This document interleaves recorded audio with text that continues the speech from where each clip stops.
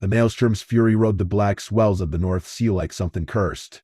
Sky hung low and rotted, a bruise of cloud and spray, and the wind steamed through the rigging like a thing bereft. I'd worked the decks long enough to know the sea's moods, but this was different.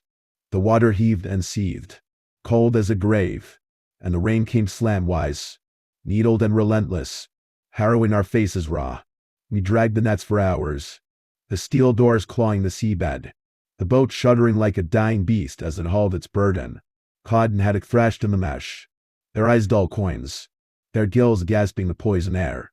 The stench of them was the smell of salt and rot and the iron reek of blood gone old.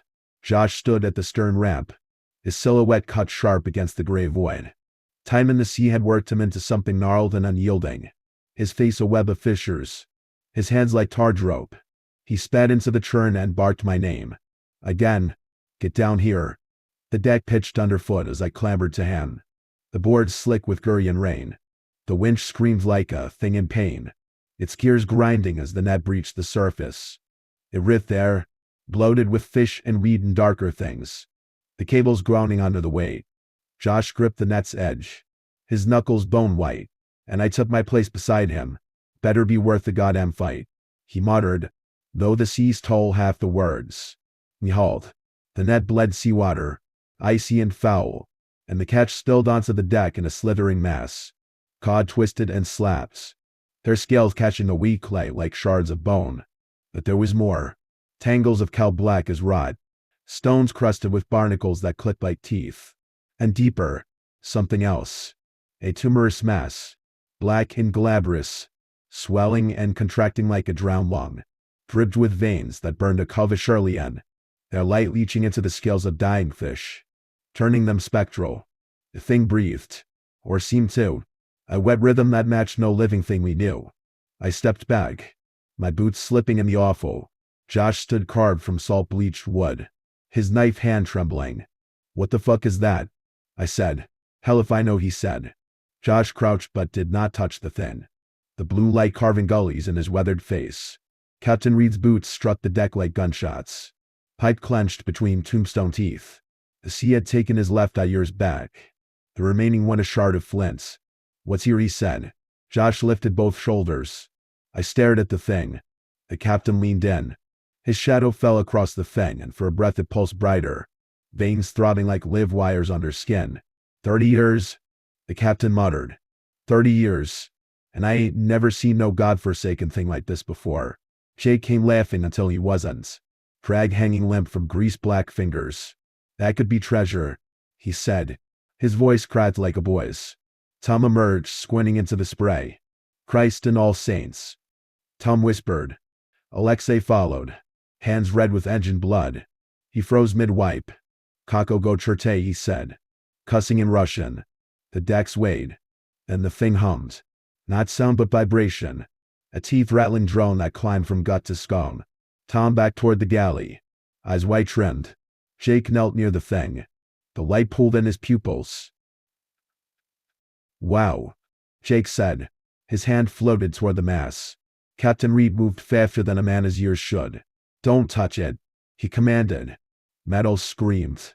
The winch shuddered, cables snapping taut. The fury listed hard, deck tilting like a coffin lid. Men scrambled. I fell against the rail, salt blood in my mouth. The NAS glowed nuclear now, veins spidering across its flesh. The hum a scalpel in the brain. Jake stared slag-jawed, drool glistening. Tom's scream pierced the din as he vanished below. Alexei roared in the tongue of drowned men. Then silence. The light died, the hum stillborn. Reed stood carved from shipwreck timber. The silence after the hum was worse. A thick, clotting quiet that pressed against the eardrums like deep water. My skull throbbed with the afterbirth of pain, a dull auger born behind the eyes. I gripped the rail, the iron biting into my palms, and spat blood fleck phlegm into the sea below. Josh knelt in the gore, his face the color of a gutted cod's belly, lips peeling back from yellowed teeth as he whispered half words to whatever god still listened. "Hail Mary, full of grace, the Lord is with thee." The prayer of a man who'd long since traded faith for survival. Jake hadn't moved. Still, he crouched by the mass, his spine bent like a question mark. Drool pooled beneath his chin, catching the weak light like diesel spill. His eyes were open wide, the pupils dilated to black pits.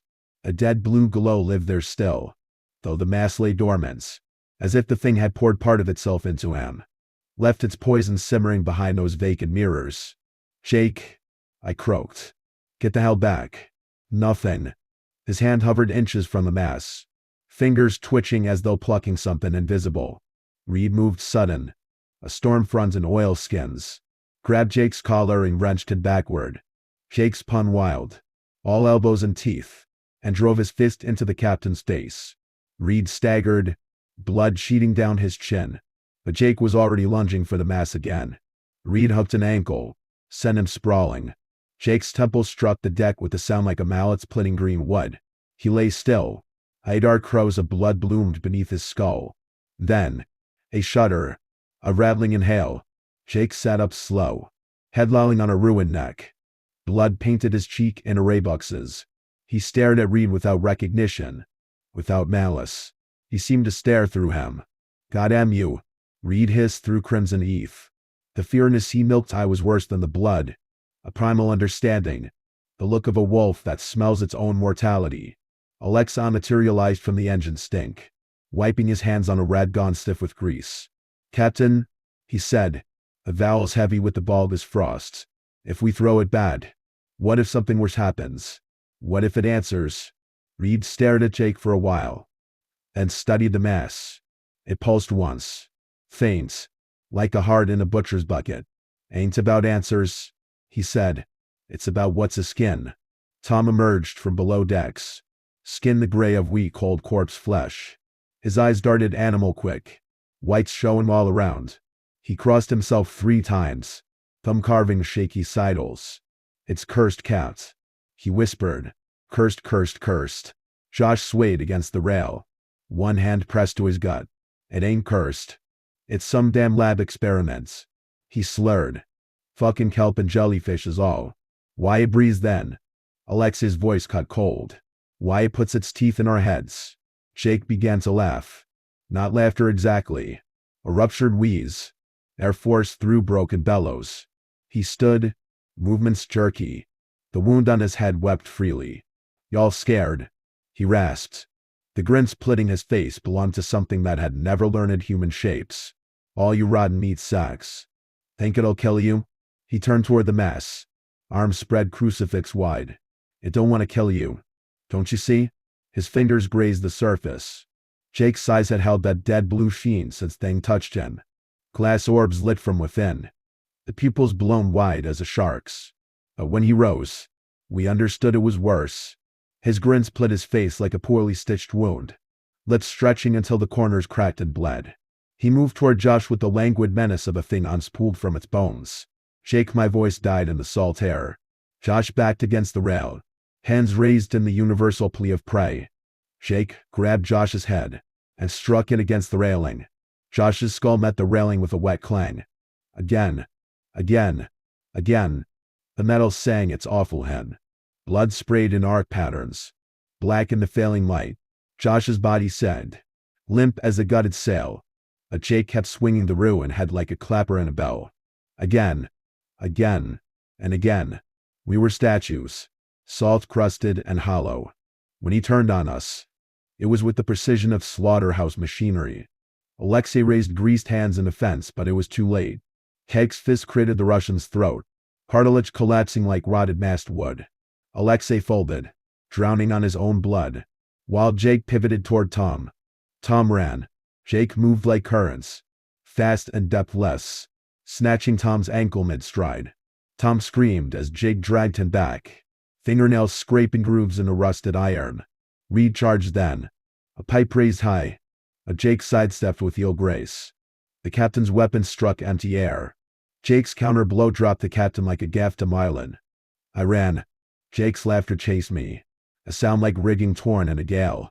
The storage door loomed, pitted steel smeared with fish guts. I barricaded myself inside among grates of rusted hooks and frayed netting. The dark stank of brine and diesel. I heard someone groaning. Not human. Not animal. I peered through the salt-caked window. Josh shuffled toward me. What remained of him? His skull a shattered eggshell, brain matter glistening in the crevices, clouded eyes milky as a dead squid's. The thing inside his corpse moved all wrong, joints bending backward, fingers clawing air in pals jerks. The dead were all rising. I scavenged the crates with numb hands. A flare gun crusted with barnacles. A life eject gone green with mold. The door hinges screamed as I shouldered into the maelstrom. Jake stood silhouetted against the roiling sky, his laughter now a ceaseless drone.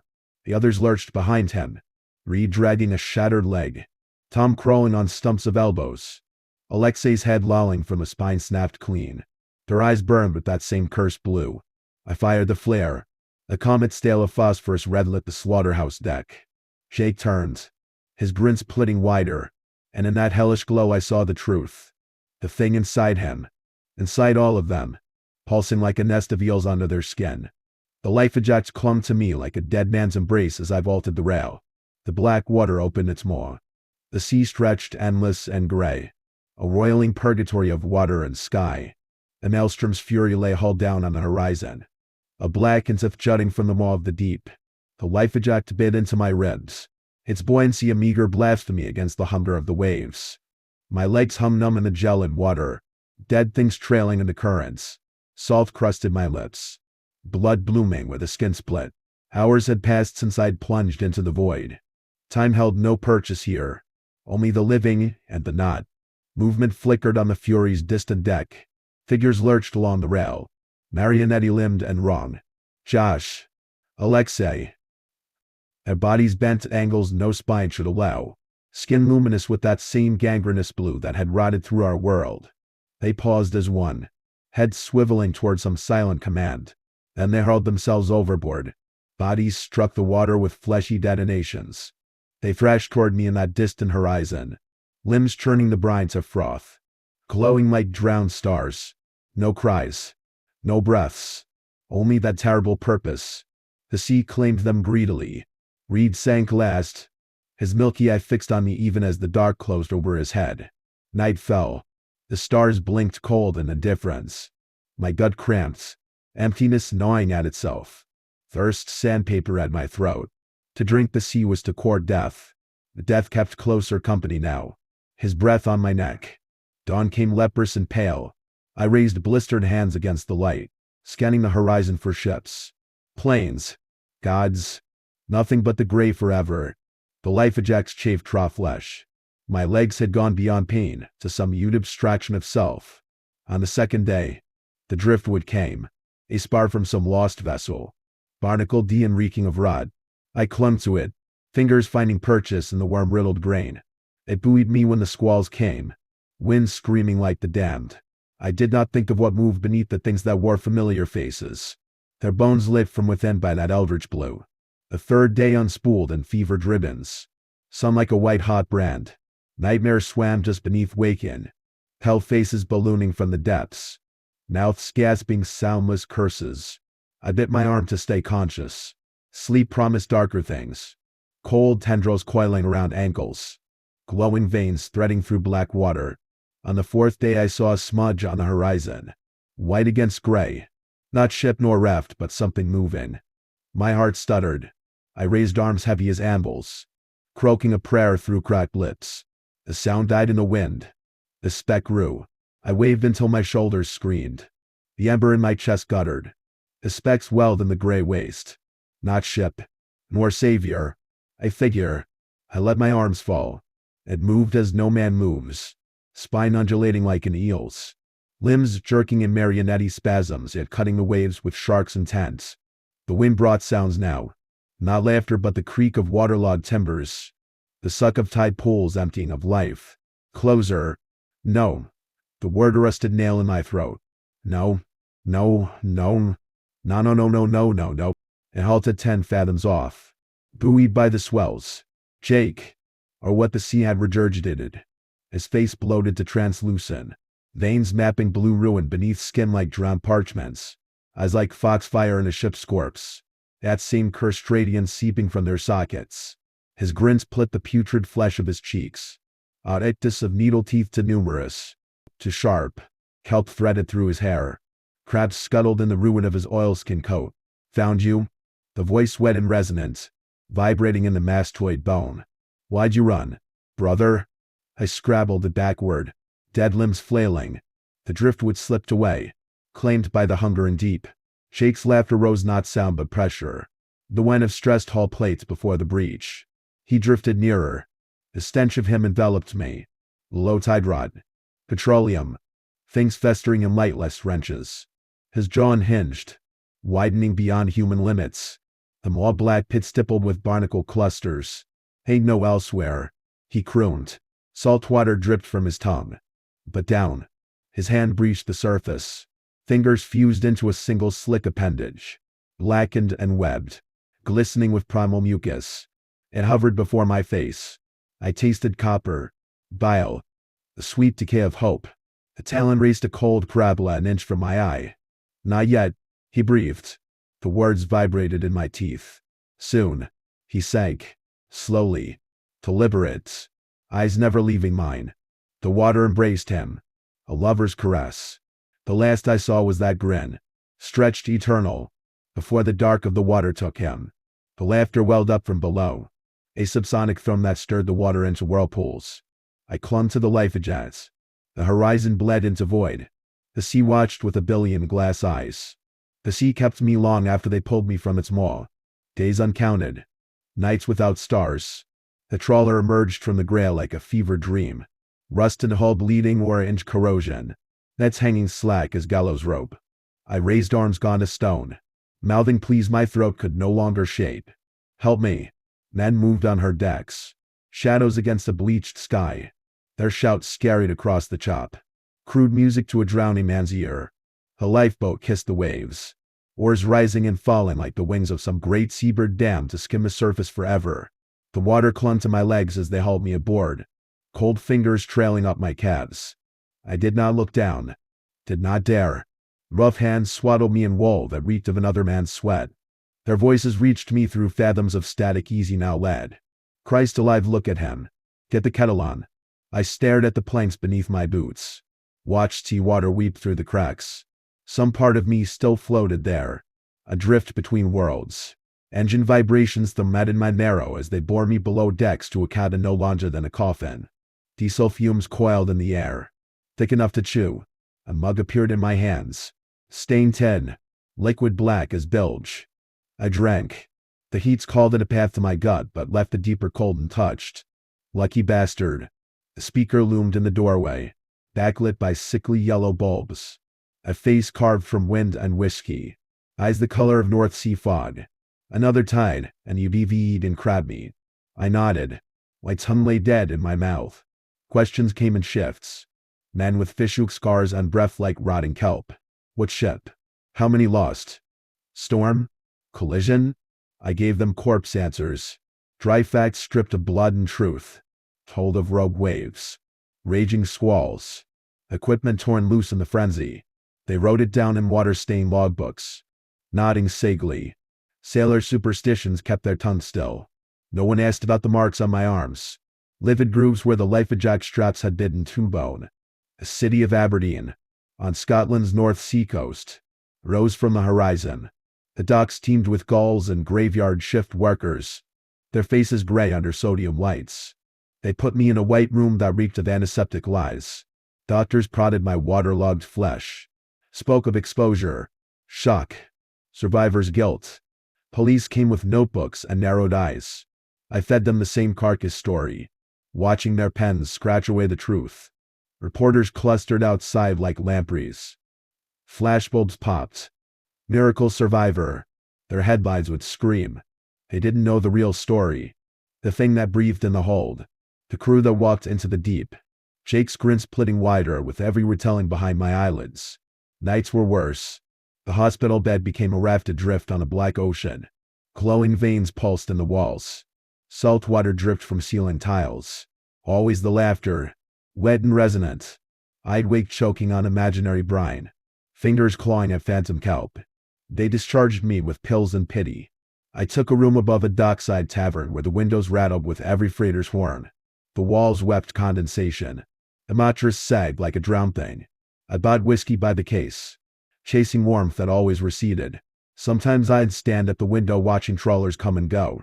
Their crews laughed on the docks, voices carrying up through the salt-trodden boards. Young men, foolish men, ignorant men. I'd press palms to glass and wonder which would next feed the hungering deep. The nightmares never stopped. Jake waited in them, not as they'd found him bloated and barnacled deep, but as he'd been in those last moments. The wrongness of his movements, the wet click of his joints. Soon, he'd whisper through needle teeth, and I'd wake with the taste of crude oil on my tongue. Autumn came. The sea turned the color of gun needle. I took to walking the docks at twilight, past gutting tables crusted with fish scales, past nets hung like flayed skins. Sailors stared when I passed. They knew, not the truth, but the stench of it, that Narraton's sixth sense warning of cursed men. One evening I found myself before the Fury's berth. Her replacement rode heavy in the slip-A factory trawler named Atlantic's Bounty. Crewmen hosed down decks still glistening with viscera. I stared until my eyes burned. A mate spotted me, made the sign of the horns behind his back. I fled to my room, drank until the walls blurred. Outside, foghorn nests moaned their dirges. The laughter began at moonless midnight. Not memory, not dream. It rose from the harbor floor, bubbling through black water, vibrating in the pipes. I pressed hands to ears. Useless. It was inside, same as the cold, same as the rot. I went to the window. The docks lay empty under sickly yellow lamps. Ripples spread across the dark water, concentric rings expanding toward my building. Toward me. Something broke the surface. A fin, a hand. The laughter crested, drowning out the gulls, the ships, the feeble human sounds of the waking world. I reached for the whiskey, and the sea reached back.